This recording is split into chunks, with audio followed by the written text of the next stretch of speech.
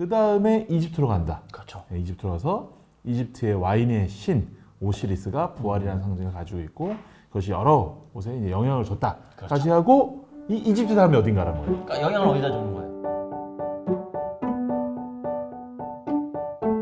아침, 점심, 저녁 온종일 술만 생각하는 국내 최고 주류 전문가 명욱 교수와 술이라면 사족을 못 쓰는 애주 기자 이 기자가 함께하는 명욱 교수의 술자리 인문학 지금 바로 시작하겠습니다. 와.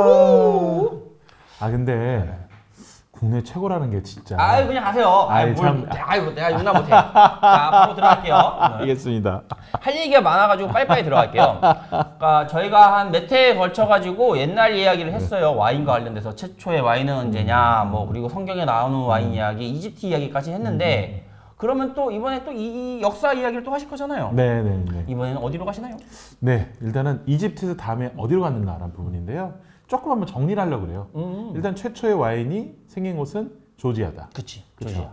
그 조지아 바로 옆에 그 노아가 그 방주를 정박시킨 아라라트 산이 있고, 아르메니아. 그죠? 그 옆에 아르메니아다.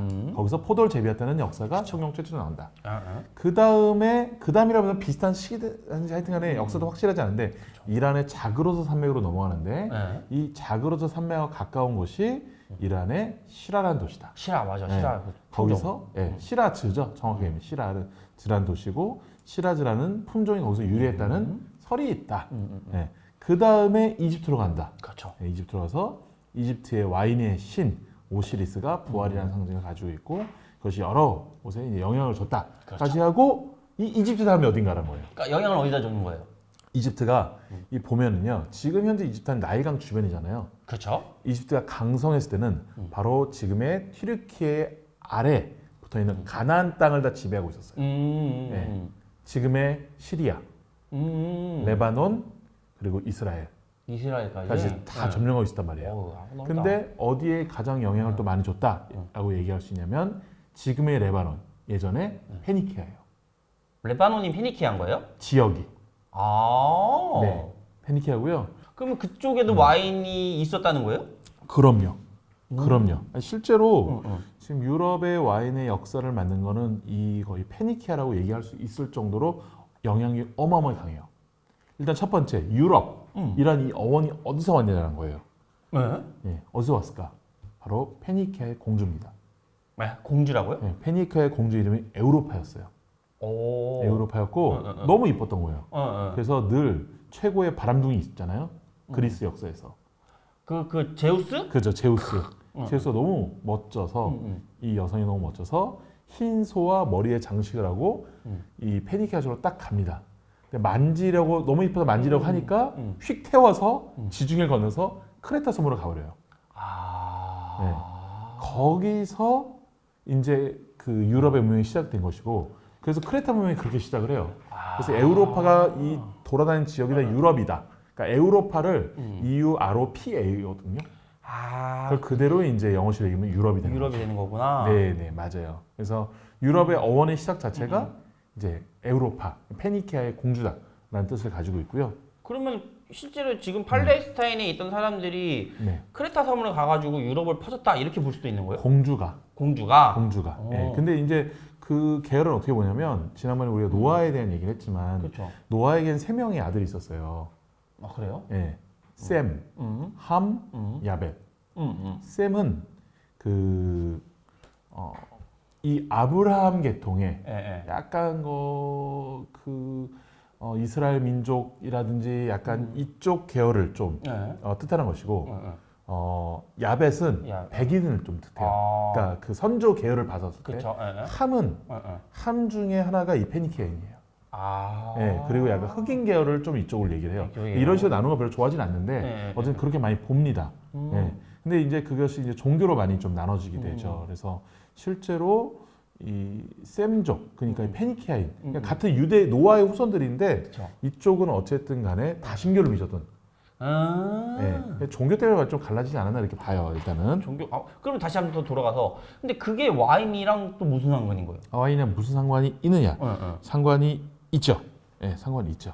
예, 왜 상관이 있느냐? 일단 유럽 자체의 근원이 이 에우로파랑 공조에서 시작됐다는 게 하나가 있고요. 그렇죠. 팔레스타인에 네. 현재. 어쨌든 페니키아 자체가 해상 국가였잖아요. 네, 해상 국가였고 이 알파벳도 전파를 해요. 네, 전파를 하는데 이게 중요한 게 뭐냐면 그때도 설명드렸지만 수많은 무역 교류를 통해서 기록을 해야 되니까 그렇죠. 네, 뭐를 많이 했냐? 수출을 많이 했어요. 어디에 수출을 많이 했냐? 그리스 쪽에 와인을 수출을 많이 했습니다. 잠깐만요. 네. 와인을 수출했다면 그 전부터 이쪽 지역, 그러니까 팔레스타인, 네. 페니키아라고 할게요 그냥. 네네. 그쪽에서 와인을 만들었다는 거예요? 맞아요. 그래서 일단은 그때 당시에 그 이 지역에서 제일 유명했던 도시가 비블로스예요. 비블로스라 불리는 도시가 있었어요. 그러니까 실은 지금의 레바논 지역이에요. 그냥. 근데 그쪽에서 오는 와인이 너무 유명하다 보니까 그쪽 와인에 대해서 비브라인이라고 불렸고요. 더 중요한 거. 비브라인. 예. 그 성경 호세아에 이 지역의 와인이 기록이 되어 있습니다. 성경에 나왔다고요? 네, 성경 호세아 14장 7절에 뭐라고 나와 있냐면 제가 읽어볼게요. 그 그늘 아래에 거주하는 자가 돌아올지라.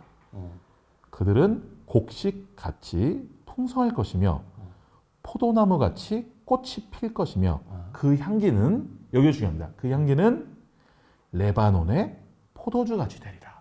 나와 있네 아예 대놓고. 네. 아예 레바논, 페니키아 이 지역 자체가 이미 호세아 그가 이걸 기록했던 그 시절부터 이미 유명했던 거예요. 이게 내용이 구약? 구약이죠. 아. 구약이죠. 예. 그럼 이게 이집트에서 넘어갔다고 봐야 되는? 그것까지는 정확하진 않아요? 뭐 이게 실은 자세히 보면요, 조지아 그리고 아르메니아 그 밑에가 또 레바논이에요. 그러니까 누구의 영향을 또 받았는지 정확하게 몰라요. 다만 확실한 것은 이집트의 식민지로도 있었으면서 이집트의 영향을 상당히 받은 거죠. 그래서 비블로스라는 단어가 그때 말씀드렸지만 어원이 파피루스라고 했잖아요. 맞아요. 네네네. 그런 만큼 이 지중해의 문화가 굉장히 많이 서로 혼잡되어 있었다. 볼 수 있을 것 같아요. 그럼 이때 아까 말씀하신 게 뭐 비블라인 말씀하셨잖아요. 지금도 나와요, 술이? 아 지금요? 레바논에서 엄청나게 유명한 술이 있습니다. 아 그래요? 엄청나게 유명한 굉장히 고급 와인이 하나 있어요. 아, 레바논인데? 네. 그게 뭐냐면은 샤또 무사르라는 와인이에요. 레드 품종이 특히 유명한데 실제적으로 근데 오스만 투르크의 지배 계속 받았으니까 그렇게 많이 발달하지 않았지만 이 지역 자체를 높이 사고 그 프랑스가 여기에 투자를 또 해요. 아 프랑스에서? 네, 프랑스가 투자를 하면서 지금은 그 샤또 무사르 레드라 해서 죽기 전에 마셔야 할 100대 와인 중 하나로 선정이 그 정도로 유명한 거예요? 거의 20만 원 정도 합니다.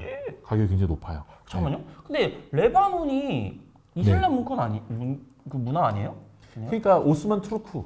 그러니까 처음에 이 시대만 하더라도 바알 신을 섬기는 다신교였어요. 아 그러니까 술을 만들 수 있었구나. 그렇죠. 다신교였어요. 예, 다신교였고 이것 때문에 다신교를 믿는 이 페니키아와 그리고 유일신은 유대교가 그래서 벌어졌다. 이렇게를 많이 보고 있죠. 되게 신기하네. 왜냐면 레바논 하면은 거기가 어떻게 보면 중동이니까 네네네. 좀 뭐랄까 석유 국가들 말고는 이렇게 많이 개발이 안 되고 이제 이런 와인의 고품질을 뭐 주류 상품을 안 할 거라고 생각하는데 이런 유명한 술이 있다고요? 그렇죠. 그리고 정말로 이것에 대해서 이것이 메카였구나라고 알 수 있는 부분이 뭐냐면은 이 레바논에 바알신 신전이 있는데 거기서 유일하게 옛날의 모습 그대로 가져가는 신전이 바로 바쿠스 로마 시대의 와인의 신의 그 신전이 아직 그대로 남아 있어요. 잠깐만. 로마 신전이 여기 있다는 거야? 로마 와인의 신이지. 아 와인의 신? 네, 바쿠스. 그 전에 그 이름은 디오니소스. 네. 이 지역에 무슨 와인의 신전이 있다는 거잖아요. 맞아요. 와인의 신의 신전이 있다는 거죠. 바쿠스에서 그거 나왔잖아요. 바카스. 그 바카스는. 그러니까. 네. 그만큼 이 지역이 굉장히 메카였다. 이렇게 보면 알 수 있고요. 신기하네. 근데 실질적으로 이 페니키아가 정말 대단한 게 그 지중해 쪽 그 아프리카 북부 쪽 도시국가를 많이 세운단 말이에요. 그래서 스페인까지도 가져가고 그리고 시칠리아 섬, 이탈리아 시칠리아 섬 바로 앞에 도시 하나 세웠죠. 몰라요. 네, 바로 카르타고. 네. 카르타고. 네, 카르타고가 이 페니키아인이 세운 도시국가로 봐요. 실질적으로는. 페니키아인들이 거기까지 왔다는 거네요. 맞아요.